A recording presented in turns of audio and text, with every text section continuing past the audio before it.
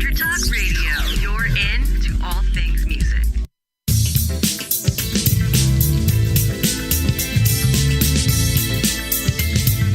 May the best brand win with Scott Robertson's Music Biz Marketing Strategies. Now, here's your host, Scott Robertson.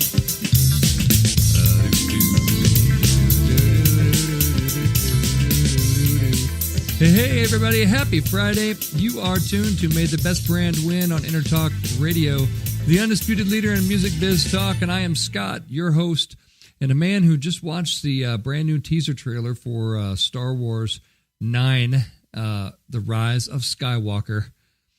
And I'm pretty sure that Skywalker died at the end of the last one, so that's an odd title. With me in the booth is what some have called the Jedi Knight of the mixing board, Paul B.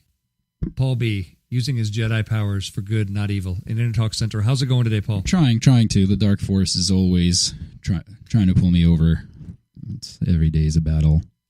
It takes a lot of. I just have to, milk sea creatures for their green milk, and that's what keeps me on the straight and narrow. Nice. Have you seen the trailer for Star Wars? No, not yet. It's pretty good. It's pretty good. Obviously, one of the most surprising things in the trailer, I got to say, is the fact that Carrie Fisher is in the last movie. Really? And I know. It's like she's in it. That's getting dangerously close to like a faked her own death scenario, like Jim Morrison, Elvis, that whole thing. Tupac and Carrie Fisher. She's joining the ranks. Exactly. It's like, how is she in that movie? They must have shot all the movies like at the same time or something. Yeah. I guess it's just take some years for them to go out. But anyway, you see, Princess Leia back again in Episode 9, and I would have bet money that she wouldn't have been in it for obvious reasons, I would say. Anyway, check out the trailer. I urge everybody to check it out. It looks like it's going to be a pretty good movie. I'm excited. Plus, it's J.J. Abrams, who's a master storyteller. Oh, yeah. Nice. And so, anybody who watches anything by J.J. Abrams knows that you have to stick around for how he ends things, because his endings are always pretty wild, and he's always sort of building the story, with sort of the end in mind. You know what I mean? Yeah. I'm looking forward to it. I'll check out the trailer. Check it out. Well, cool. Well, you guys are super smart because you are tuned into The Big Bad Show, episode 120 of the show. And we're going to talk a little bit more about brand messaging today. I had another topic in mind, but I've had so many conversations about brand messaging recently. It's just been so out there and sort of in my face that I felt like it would be good to revisit this topic and hit some points. So, some key points, One of the most important aspects of marketing is the message. In junior high, we're taught, sender, draw a little circle for sender, draw a little circle for receiver, and that line between them is the message.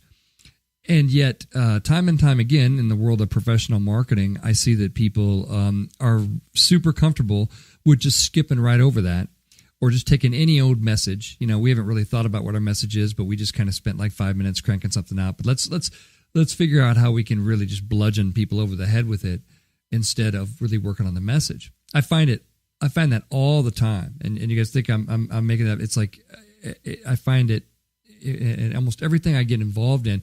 There's problems with the message. The message needs to be worked on. So it's skipped over and trivialized by so many companies. I have an example right from that I'm going to get to, and you just won't even believe what they're using as a message. It's just it blows me completely away. So I think it's good for us to revisit this topic and talk a little bit about brand messaging, why it's so important. I'm going to give you some examples of when it works really well. I'm going to give you one example that just hit me in the face this week that I was like, holy crap! I need to do a show on brand messaging because yikes, honestly, was my honest opinion. So, and also we're going to dig into who's winning and losing this week. Quite a lot of good winning and losing stuff going on this week too. So it's going to be another. I'm going to call it right now and say it's already going to be a fantastic addition to the show. You tuned into a really good one. So why talk about it now? why talk about brand messaging now? And people say, Scott, it seems like you're always talking about brand messaging. And it seems like to me, I'm always talking about brand messaging too. But it is really very important. Probably the most important part of communications is the message. Earlier in my career, you would just take the client's message and, not question it and just sort of go with it and that kind of thing. And what I've learned, throughout my career is the fact that, it's like Mr. Miyagi in The Karate Kid, messaging good, karate good. Messaging bad, better pack up, go home. Right? It is sort of a deal breaker if the messaging is wrong. And you learn that when you go through marketing campaigns and you're like, man, I did everything right. I did everything right on the execution side and everything. I wonder why this was such a horrific, dismal failure. And then you're like, wait a minute. Could it be that the messaging was terrible and didn't work because it was not thought of nobody really thought through the messaging before they decided to communicate. And like I said, it happens all the time. So I just can't really stress enough how important it is. That's why I want to talk about it. For example, I was on Facebook this week, and one of my in my local community here, I belong to one of the groups, and a local business owner, a yoga studio, was saying, "Hey, do you know anybody that could help me design a logo for my studio?" And a bunch of people commented and said, "Yeah, this graphic artist." And so I got on there and said, "Hey, just a quick tip." Before you do the logo, you're going to want to focus on the brand messaging. It's really, really important. And you want to do it first because you want to be able to inform the graphic designer and the graphic design work around, what is the core of this brand, that kind of thing. And as much as that makes sense, like I said, every small business owner I've ever met is like, well, I got a name for the company. Let's do a logo. There's a bomb ticking down, and they have to get the logo designed before the 3-minute timer runs out. It's like, hold off on the freaking logo until you know what you're going to say and who you are going to be and what your brand is going to be. And your logo is not your brand. Your logo represents your brand, but you must do the thinking about and the creation of that, and that comes in the form of words first. Words are before pictures in our brains. If you have to describe a picture to somebody, you can't do it without words. That's how we do things. Our brain thinks in terms of words. We do that first, right? I've had that argument with some graphic designers, and they said, no, you need to design first before that. I'm like, well, you try communicating to me what this design means and don't use words to do it. Unless you're super good at charades, that is, you're going to have a hell of a time, communicating that. There is an order for these things. So it's really important. So I'm on this Facebook group. So I get in there, and then another, marketing professional, I guess, from the area, basically says, I gave a few tips about the brand messaging, and I said, hey, make sure you make it about the audience, not about you. Make sure you make it about, don't, make it your vision statement or your mission statement or any of that crap, because nobody cares. And I say that a lot, actually, because it's 100% the truth. And somebody, got on the thread, another marketing professional, and said, no, it's been proven in scientific studies that companies who have a powerful mission and a powerful vision of doing good are consumers are 68% more likely to do business with them.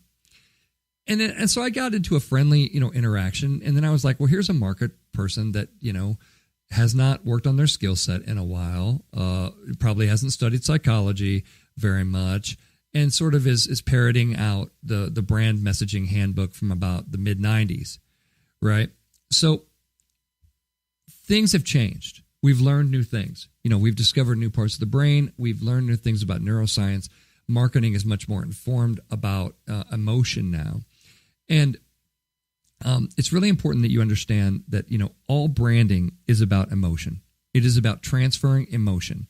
You wouldn't normally feel something about a phone. You wouldn't normally feel something about a restaurant. You wouldn't normally feel something about that. But if you can assign emotional characteristics through branding. It is about transferring emotion from things that we feel emotion about, human relationships, the things that kind of make us human, to things that lack emotion, technology products, for example. And you can feel things about technology products, but and like I said, refer to some of my previous shows on branding for that. But this is why the messaging needs to take place at this level, right? So in the yoga studio example, this person was trying to tell me, no, they want to you want to make sure you make your messaging all about the company's mission statement and the company's vision statement and their why are we here, why statement and some things like that. I think those things are great for your strategic retreats. I think it's great if you sit in a room, with your, CEO and you spend a lot of time, gazing at yourself in the mirror longingly and saying, what makes us us? And let's talk about us and let's make it all about us. But, and the huge but, right, is when you shift your focus and start talking to the audience, your message must be about them. It must be about them. It must not be about your vision. It must not be about your mission, because most people could give less than a crap about your vision and your mission. They care about themselves, their own needs, and what's going on in their world, right? This is not character assassination of the human race. This is biology. This is neuroscience and psychology. And anyone who's studied any of those things will agree with me and say that human beings are incredibly, especially when nobody's looking, are incredibly comfortable dealing with things that affect themselves, first. So I'm not saying that things like, mission-driven, things, maybe they belong somewhere in the message, but if you want your message to resonate with someone and create that emotional experience in them, then you should make that about them. That's my point. And that continues to be the point. And this is very misunderstood, because you still have marketing companies out there saying, no, 68% of people, I'm reading in Forbes magazine, and Forbes magazine doesn't lie. And Forbes magazine said clearly that 68% of consumers were more likely to purchase a product or service from an organization which had a social cause which they agreed with. Bull crap. I mean, how many surveys have you been a part of where people just told you what you wanted to hear?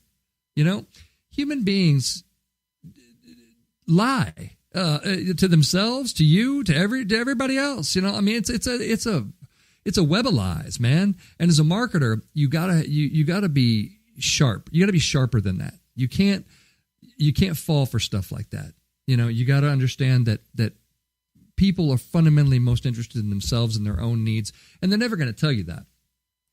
I've had clients and prospects say, "Well, our clients never say that they're most concerned with their own needs." Really? You don't think? You're surprised that somebody doesn't utter this sentence out loud?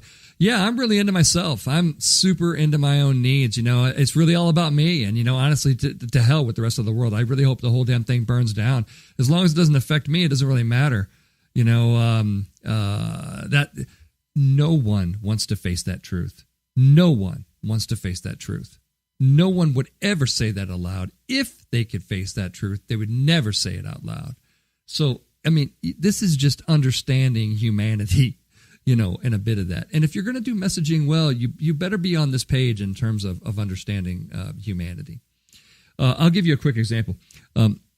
Of brand messaging, one that I did recently that I thought really worked well.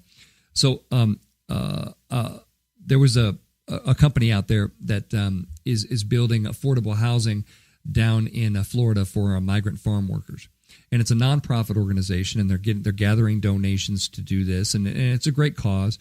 And they found me and said, like your style, would like to, see what you have to say about the message. And the message that they created was building a flourishing community, in this city in Florida, building a flourishing community.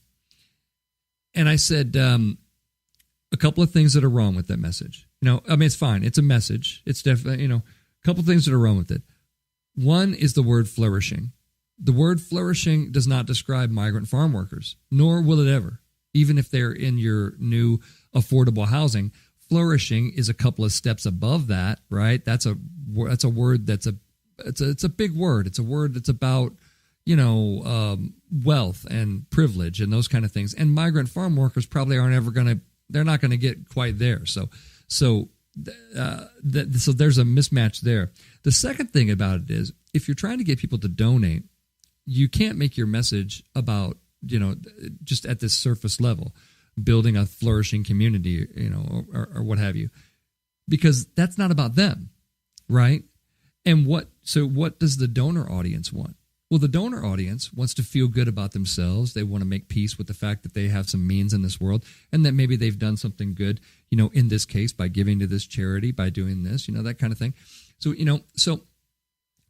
we worked on the messaging and created this tagline. So instead of building, a flourishing community and that kind of thing, we changed it to "Your heart builds homes." See, now we're talking, right? Your heart, the donor's heart, builds homes. Look what you're doing. Aren't you awesome? Hey, have you lost weight? You're amazing. Wow, I can't believe you're so damn good looking. People want and need to hear those kind of things about themselves in order to behavior and to do the behavior that you're looking for. And it's actually much more descriptive of what you're trying to get them to do. Now, in the just minute I have left, Uber went public this week, and they created the wonderful tagline. Uber, by the way, lots of money, lots of people, lots of smart people working in the room. This is the tagline they use. We ignite opportunity by setting the world in motion. Now, see, that was written by the marketing department, because there's a lot of bull crap in those words. We ignite opportunity by setting the world in motion. See, this is the kind of tagline that's written at a strategic retreat, right? This is what I refer to as navel gazing. It's not about the audience in any way. It's about us and how freaking wonderful we are. The first freaking word is we, right? Nobody cares about you. I care about getting to the place I want to get to on time, and not being assaulted by one of your potential drivers that could be a rapist. Something like that. We'll come back and talk about Uber in a minute, igniting opportunity and all that BS. But right now, you're listening to May the Best Brand Win on Entertalk Radio. Come on back, and we're going to talk about who's winning and losing.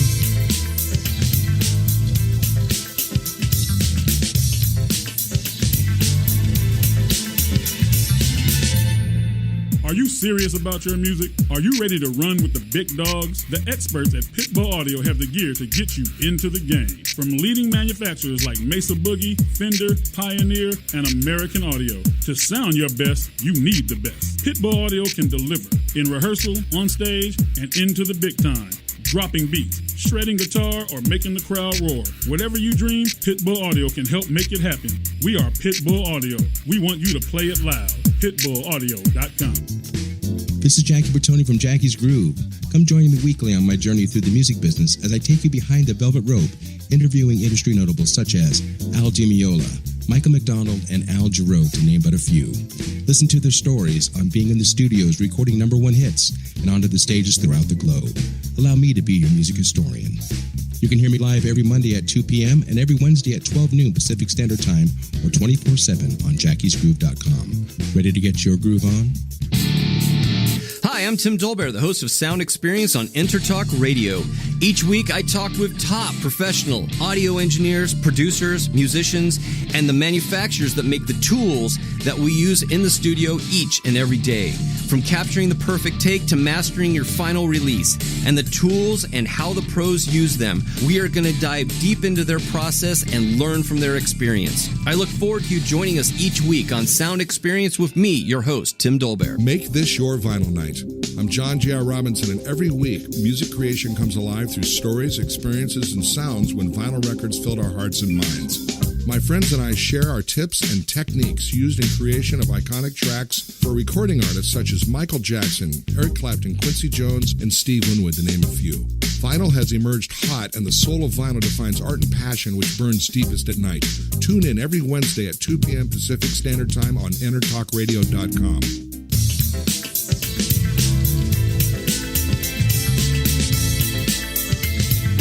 May the best brand win with Scott Robertson's Music Biz Marketing Strategies. Now, here's your host, Scott Robertson.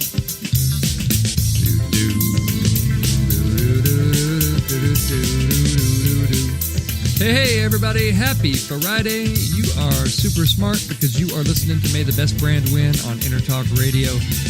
And I'm hanging out with Paul B. Paul's here. We're talking about brand messaging. We're talking about Uber's terrible brand messaging. Terrible. What's going on, Paul? Terrible.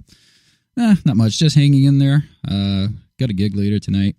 I don't know what my brand messaging for that is, but I guess dance and get drunk and do something regrettable.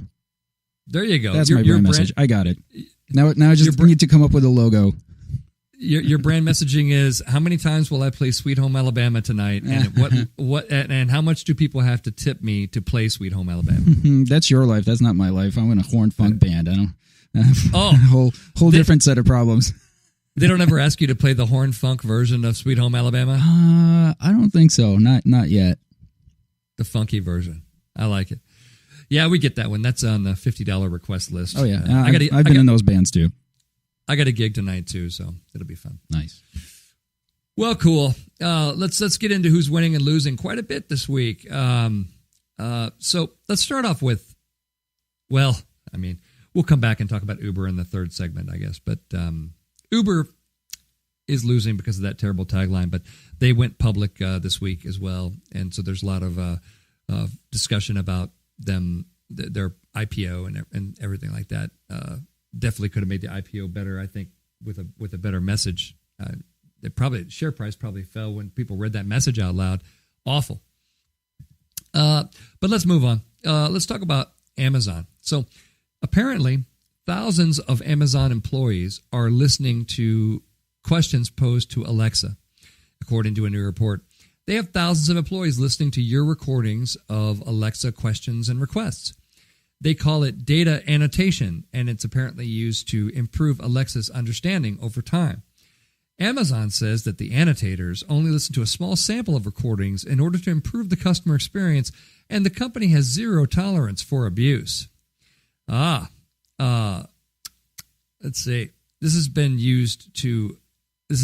also been used to help law enforcement in cases of sexual assault and other crimes. So what have we said before about Amazon Alexa and other devices? You have an open mic that you have willingly put in your home to listen to you, and it gives and it's always on, so it's always listening to you, right? I do not have any of these things on in my house because I don't want Amazon employees listening to me, and if I need to order something, the whole thing just moves to the creepy side of it way too quick for me. And yeah, I don't know, I guess because I've worked in technology for a long time, it's becoming as a shock to a lot of people that, I didn't know that Amazon collected all this data on me and everything, and they have armies of people listening to your stuff. To those people, I got to say this. What did you think was happening?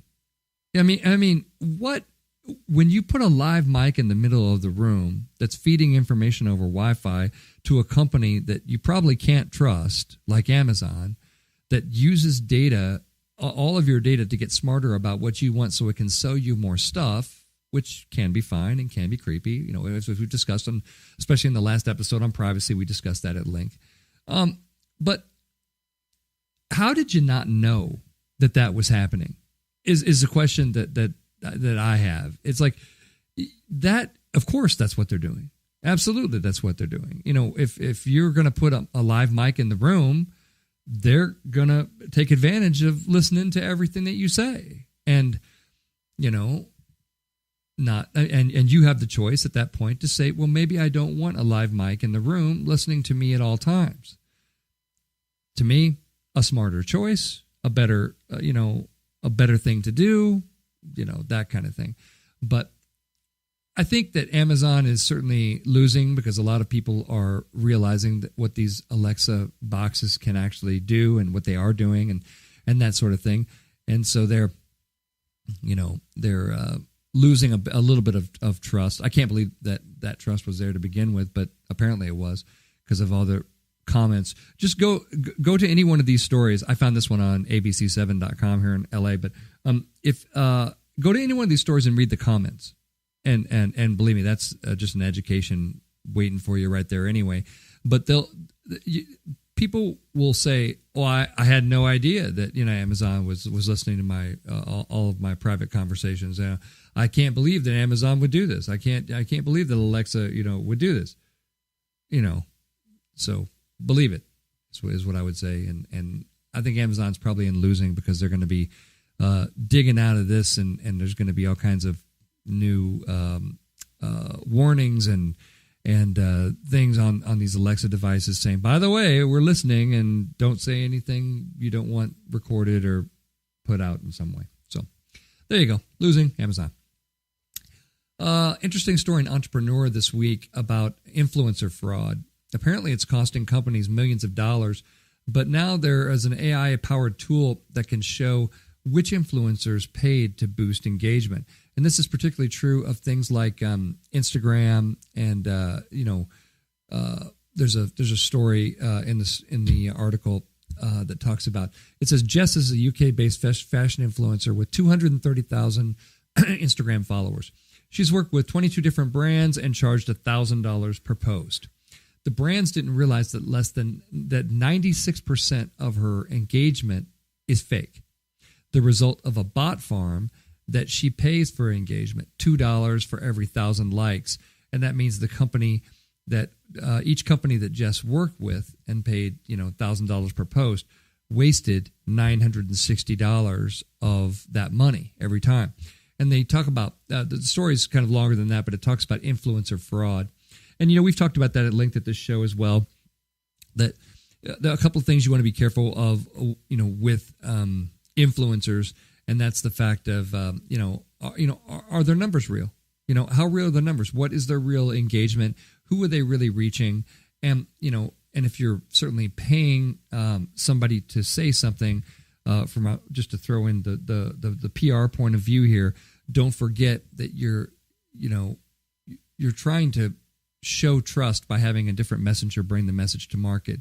So if that messenger, if their reputation becomes corrupt because their fans find out that they're being paid to do this, and they lose influence and they lose followers because of that, then your influence and your trust goes right down the toilet bowl with them, right? That's one of the great dangers of influencer marketing. Influencer marketing is certainly not a new thing at all. Public relations has been doing it for a long time, but that's something to pay attention to. And if you want to check out the rest of the article, check out the article on influencer fraud that was written this week or last week actually, on Entrepreneur. Sure, we talk about staples for a minute. We talked about Uber, and Uber came out with its new brand message: "We ignite opportunity by setting the world in motion." Barf, meaningless.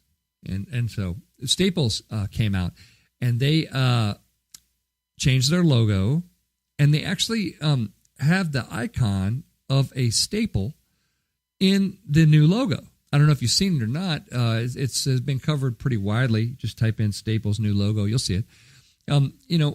But what's interesting to me, I always like to look at, Staples is a pretty recognized logo, right? I mean, they have a brand that it's the Staples Center here in Los Angeles, right? The Staples, Center. And they've never really had the staple itself in the logo. So it's kind of interesting to see the new logo, which is it's not it's not all caps anymore, and it's just different. So basically they're trying to focus on what they call work-life positioning. So they've replaced the slanted L logo with a streamlined mark, which is actually kind of a staple, According to the company, the modernized icon is meant to reflect Staples' brand evolution and the enhanced experience it is delivering to its customers. And it's a more literal representation of the Staples name. Are you ready? Are you ready for the BS quote of the day? Here's a good one. Our new logo is symbolic of the commitment we are making to our customers. They are innovative, forward-thinking problem solvers, and it's important for them to know we are too, said the chief marketing officer of Staples. Don't ever do quotes like that, by the way, because you're making too much of it. Is certainly what I would say, and I mean, at least you transferred. At least you tried to kind of do an ego stroke for the customers at the same time. But it's hardly a reason to change it. And I still, I mean, I gotta say, I've been looking at it for like a couple of weeks now. I still don't quite understand why the Staples in there. I mean, I get that you're called Staples and you sell Staples and you sell other things besides Staples too. But I don't understand why the staple is there now, and why it wasn't before, why it is now, or why I care, or in what way that affects me. So as a Staples customer, so you got to think about that when you're doing when you're revamping logos and revamping brands and doing brand messaging like we're talking about here. You have to think through these things too, and realize that even though it might make perfect sense to you guys on the strategic retreat in the room and that kind of thing, and everybody's rah-rah and stuff, you got to kind of step out of that for a second and say, okay, what does this mean to anybody else? I mean, and does it mean anything to anybody else? That kind of thing. At least be, real about it is how I would say. But it's there for your perusal all over the web, the new Staples logo with a literal staple in the middle of that sucker. I guess we'll call that winning. Why not? An ancestry testing company is kind of under fire because they made a statement recently. This was covered in Gizmodo. They said it's our moral responsibility to give the FBI access to your DNA. A popular, so the Family Tree DNA company basically seems to, seems to allow the FBI to access all of its, DNA records, which I don't know how legal that whole thing is, but I don't know, maybe it is. Law enforcement's use of DNA database has been widely known since last April, when California officials, used genealogy website information. It was instrumental to identify the identity of the Golden State Killer, right? You might remember that story. Well, basically, several weeks later, Family Tree DNA changed their rules to allow customers to block the FBI from accessing their information. Users can opt out of, matching the DNA with relatives whose accounts are flagged, and this kind of thing, and deceased individuals and this kind of thing. But now the company is embracing the partnership with law enforcement with a new campaign called Families Want Answers. The company plans to, advertise more about this with, and basically talk about their role, I guess, in solving crimes. This is strange to me because, we're in an age that's sort of obsessed with privacy. We have a company that comes out and says, we're going to let people opt out. Then they reverse course and say, we're not going to let people opt out. And then we're going to lean into this and say, we're helping the FBI. Aren't we awesome for giving them access to all of you guys' DNA? This is one that could have been thought through at a greater extent, in my opinion. I don't get this. There could be, maybe they're looking for a differentiation. Is, cooperation with, the FBI a differentiator to let people, to make people want to find out about their family trees or whatever? I don't quite get this. I don't know if this is going, I think this is probably losing for these guys because I think that they're going to just the reversal of course in the whole thing, right? Back and forth, is now they feel like they have a moral responsibility to decide if to share all of their data, with the FBI. Interesting. What a very interesting. I would put this in losing their first position was probably the better one in this day and age about privacy. I would say. I don't know if the new position, the new positioning is the right way to do it. So we'll put family tree DNA in the big losing category for that. Here's a weird one that was reported on Fox News. This is a weird one from all you PR fans out there. The Georgia mayoral race had an event that barred any non-black reporter from entering it, and they have these signs up that say, no audio or video recording allowed. So you're going to invite the press, but no recording allowed, of course. No media, and no media. And then the sign under it says black press only. So, which is it? Is it, you have no audio or video recording, but you're inviting the press, but then you're not really inviting the press, but you are inviting the press, but it's the black press only. There are a lot of things wrong with this that I think that we can discuss from a PR perspective. This was an event that was put on at the Bolton Street Baptist Church by Reverend Clarence Teddy Williams, and he posted the signs that stated "Black Press Only" on the doors of the church. Clearly, there is no one working in the public relations profession involved in this effort. I think that should be really clear to you right now that you can't do that. There are so many reasons why you can't do that it's only an hour-long show. I don't quite have enough time to explain why you can't do that. But you can't do any of that. You can't do any of that. And you shouldn't allow the Reverend Clarence Teddy Williams.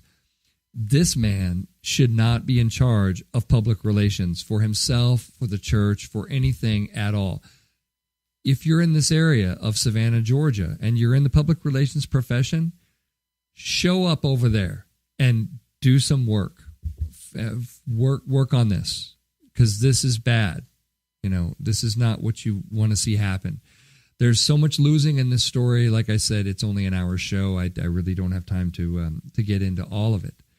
It's all kinds of bad news. But you're hearing all the kinds of good news because you're tuned in to May the Best Brand Win on Entertalk Media, the undisputed leader in music biz talk. We're coming back, and I'm going to give you some brand messaging tips of your very own. So come on back. We'll see you in a minute.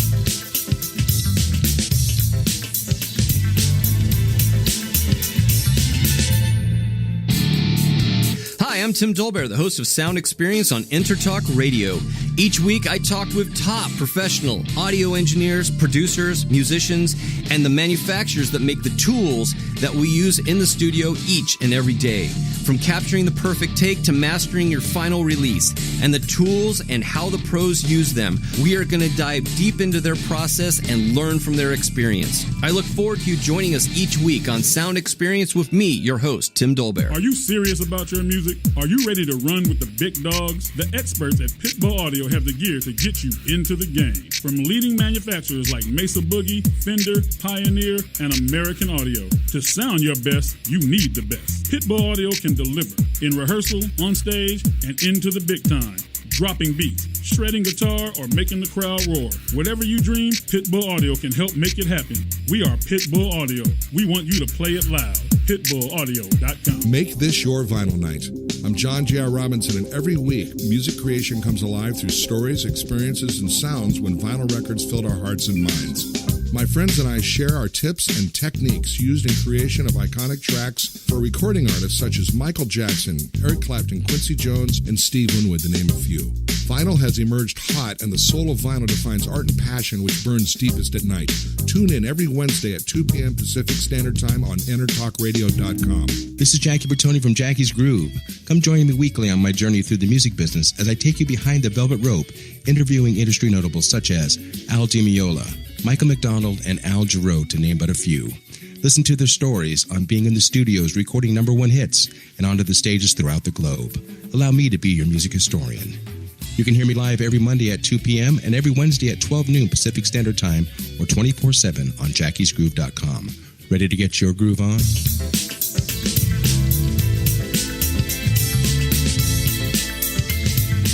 May the best brand win with Scott Robertson's Music Biz Marketing Strategies. Now, here's your host, Scott Robertson.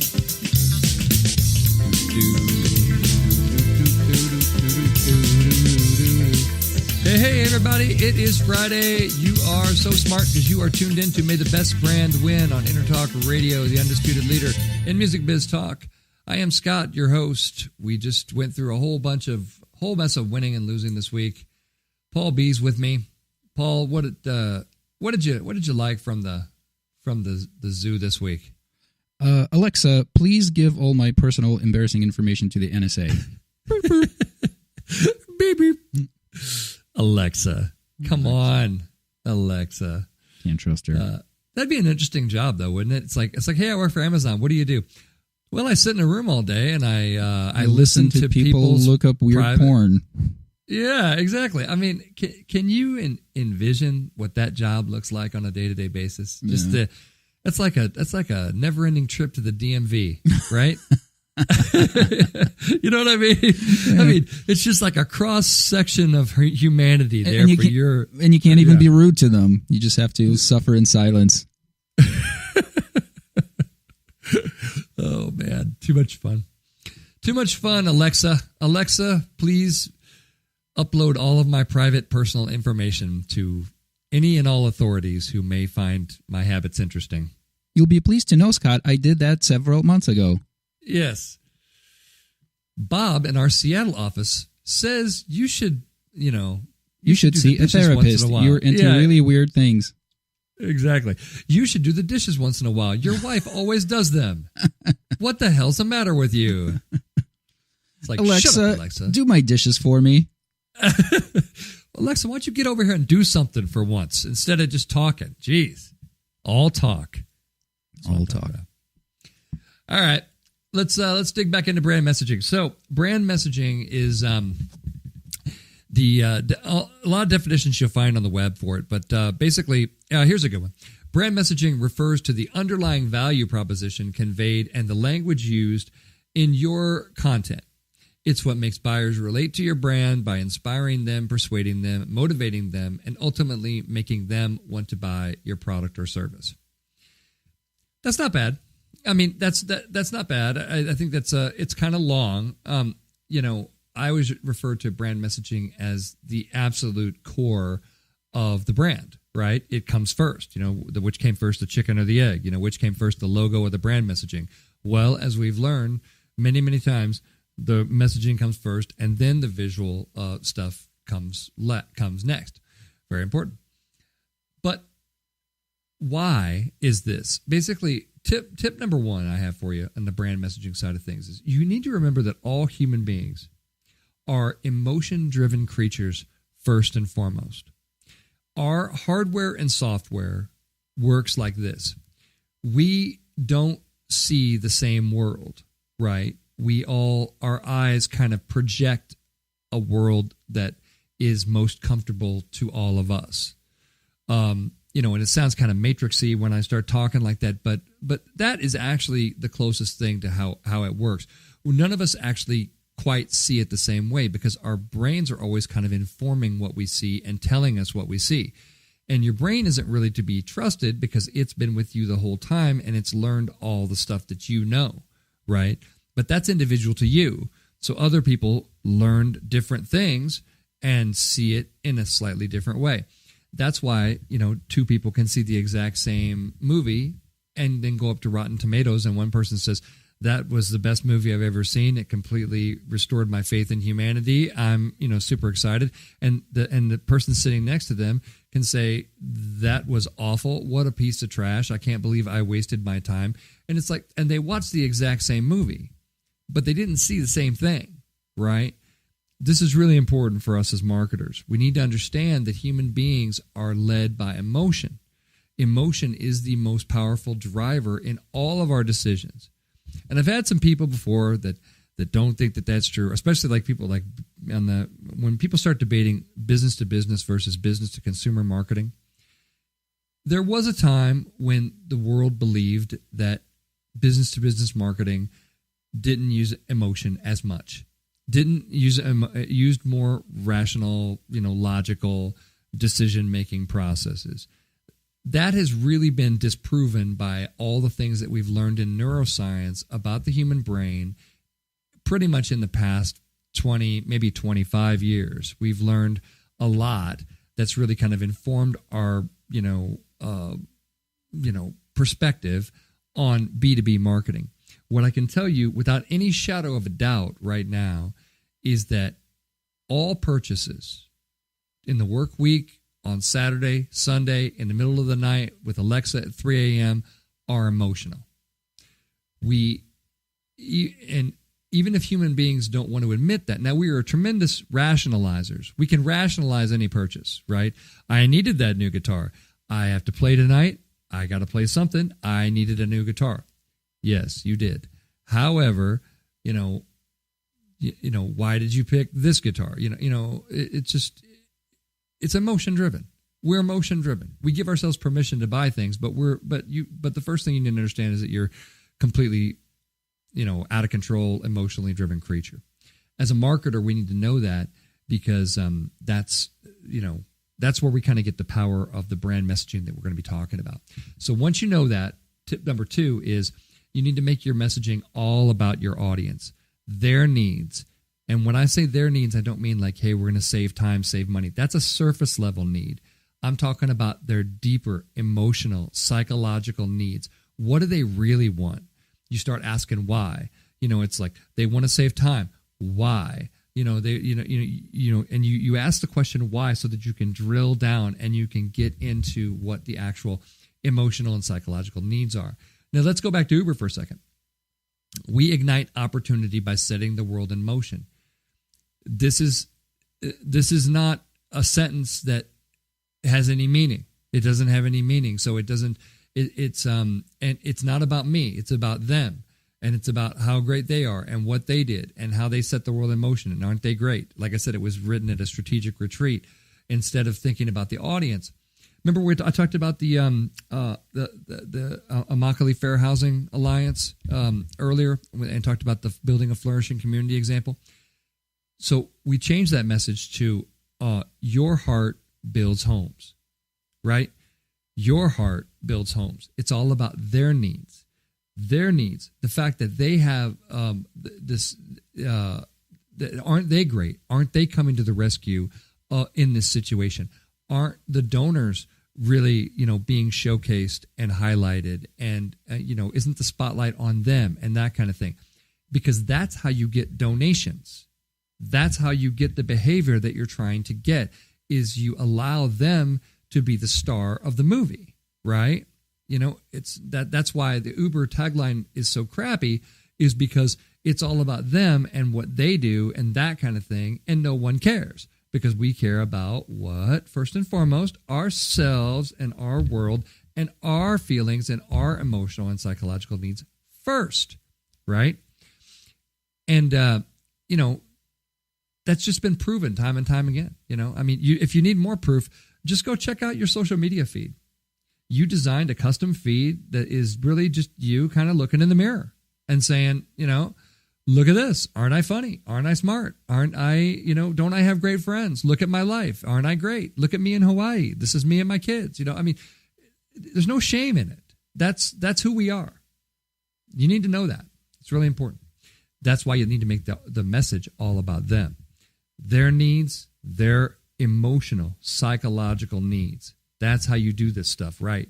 You spend time on it. You ask questions. You drill down into and get to what their emotional, psychological needs are. Now, some people ask me, they say, well, how do we know that? If they're not ever going to tell us, how do we really know that?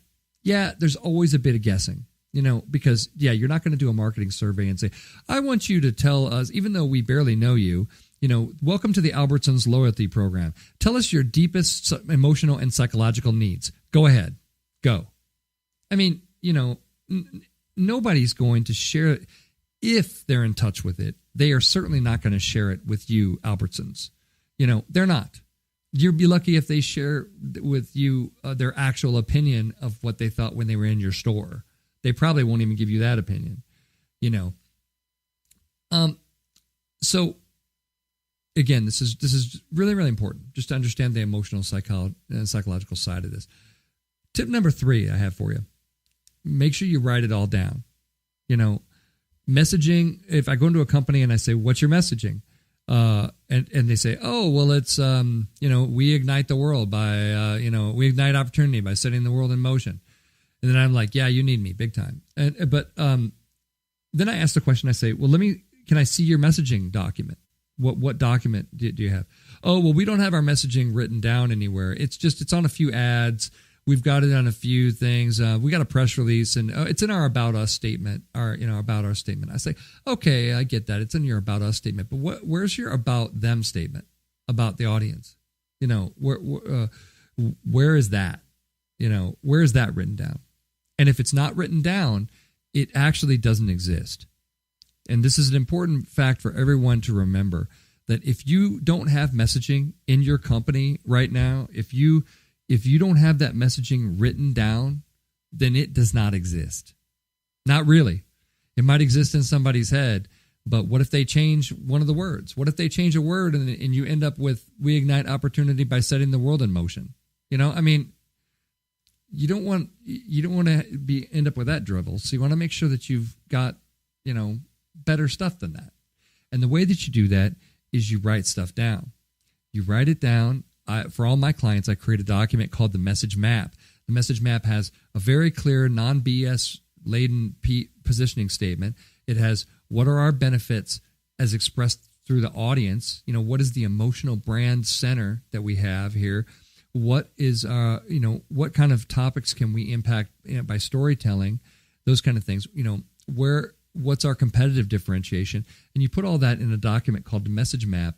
And then you have that document, and then everybody signs off on it. And then that's sort of the constitution, right? And then you have something. Then you have a foundation. But you don't have it until it's written down. Write it down. Tip number 3. Tip number 4, make sure you use your newly created messaging document that you have for everything. Make sure that you use it for all content creation. Everybody that's writing content on behalf of the brand needs to have that document, and they need to have it out. They need to have it out where it's readily accessible. I don't care if you have it, taped to the side of the wall, in your office or whatever. It needs to be there. So why does it need to be there?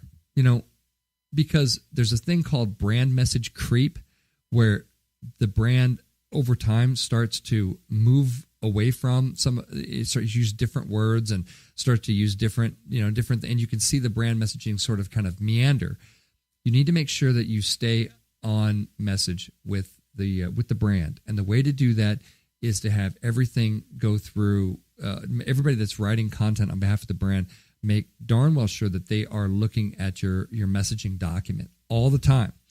I've been doing this for a long time. Whenever I have several clients, whenever I'm writing something for one of my clients, I'm pulling out their message map. I have their message map side by side with what I'm doing. And it's like, well, Scott, you created it, would you, why couldn't you just, remember it? Because I might get it wrong. I might get it's too important. It's like, it needs to be like a check and balance kind of thing. I take everything I write for my clients and I review it against their message map. Are we still on message? Did I get creative unknowingly and start messing with the message? Did I do anything weird with the message? Am I still on message? That's how you make sure that you're still on message. That's how you make sure you don't have brand creep and you don't have all those kind of things happen to you. Very important. Number 5, make sure you're reviewing your message document at least annually and make sure it's still right. If you have a new project that has a new audience, that has new needs and stuff, don't use the old messaging for them. Don't use a new messaging, old message, because they may have totally different needs. They could be a totally different audience with totally different emotional, psychological needs. Yeah, it needs to fit into the brand family in some way. But if you have a new, project or something like that, and you haven't reviewed your messaging, annually, about it, you might be using the same message that was created for a different audience with different needs for an audience that has, like I said, different needs. So that's what you always want to make sure that you have that, that created, and that you're reviewing it, like I said, at least annually to make sure. A lot of brands have style guides too on the, but you need to have that on the message side too. Sometimes your brand style guides will just talk about fonts and colors, and this is trademarked, this is service marked, this needs to appear at this. It has all the rules visually for how the brand's represented, and people are like, oh, great, fine, style guide, we're good, we got, we know what we need, but you need to have this for messaging too, because you're writing a speech for the CEO. You want to make sure is it still talking about what the brand's talking about? Are we still delivering, what the brand is trying to deliver at the top, at the top level? And like I said, that kind of stuff doesn't really happen, through osmosis. That happens when you are, purposefully looking at things and, and reviewing things. So again, those are really my tips. Again, number one, remember human beings are emotionally driven creatures, first and foremost.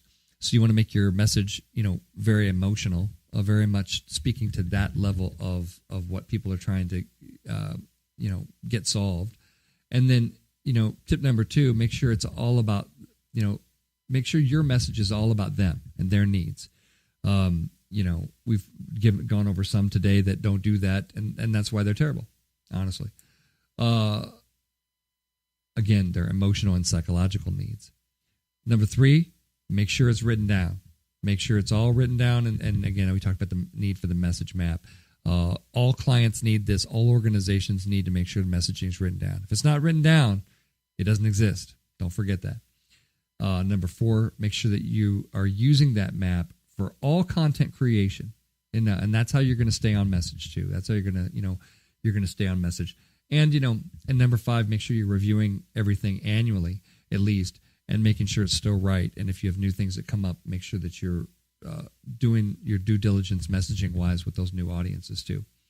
So what did we learn today, folks? We learned that brand messaging is really powerful, and it's the key to creating an attraction-based marketing strategy. So spend time on it.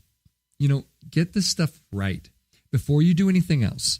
No bomb's going to go off if you don't design the logo within 30 seconds of naming the company. And if you do things right and do messaging right, you're going to have that important foundation to build on. It's going to be great. Well, that's it for me, folks. This has been Scott Robertson, host of May the Best Brand Win on Entertalk Radio, the undisputed leader in music biz talk. Come on back next week for a fresh show. Have a great weekend. Bye-bye.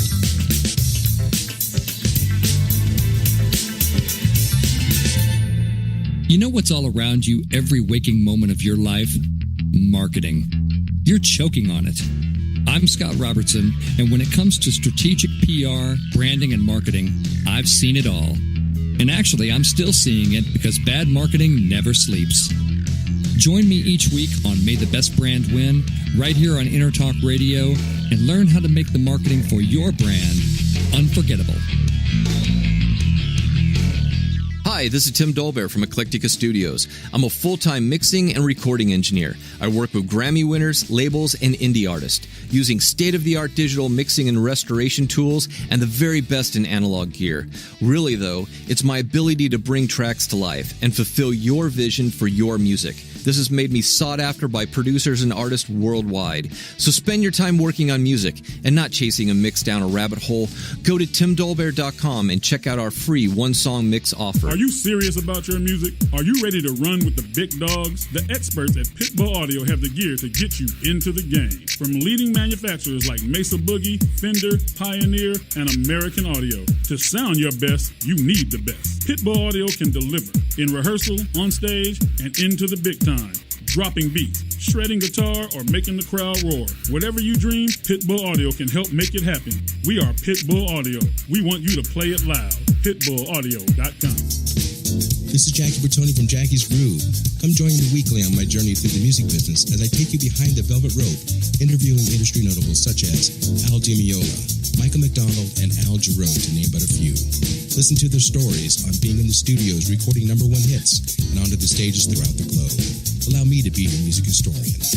You can hear me live every Monday at 2 p.m. and every Wednesday at 12 noon Pacific Standard Time or 24/7 on jackiesgroove.com. Ready to get your groove on?